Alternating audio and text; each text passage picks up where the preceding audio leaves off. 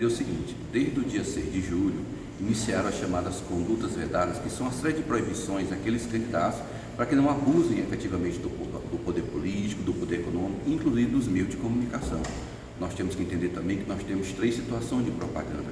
Nós temos a propaganda institucional, que é aquela do partido.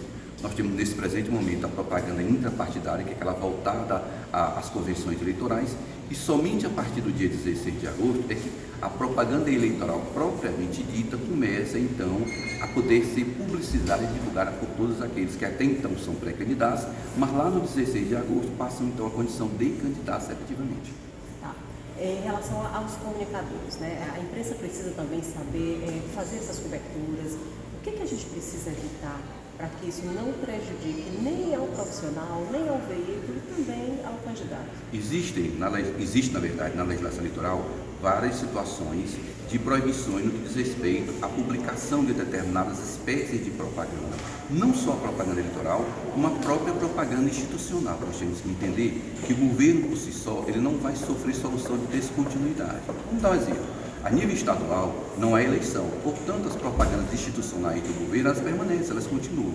O que não pode é essas propagandas que são utilizadas pelo governo, de alguma forma, favorecerem candidatos na eleição municipal. Porque se isso acontecer, você vai entender que há, de certa forma, um abuso do poder político, um abuso do poder no meio de comunicação, na medida em que um órgão público ou entidade pública favorece determinado candidato A, B ou C.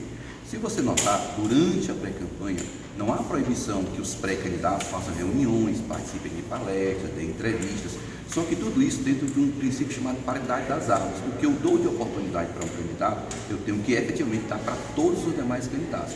Quando você vê esse desequilíbrio, até porque na campanha nós temos pessoas com um valor econômico, partidos com um valor econômico, e candidatos com menor potencial de capacidade financeira para gastar nas eleições.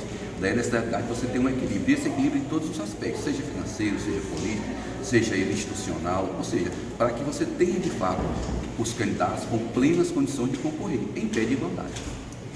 Quais são os erros